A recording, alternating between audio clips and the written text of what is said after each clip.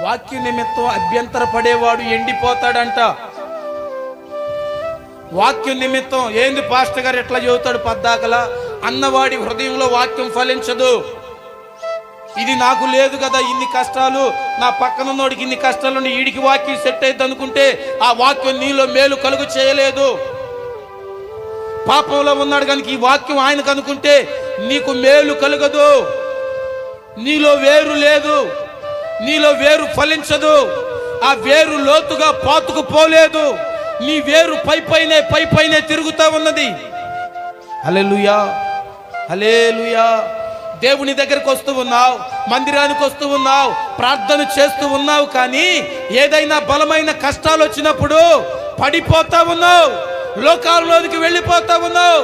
గల కారణం ఏమిటంటే నీ వేరు పై పైనే తిరుగుతా ఉన్నది.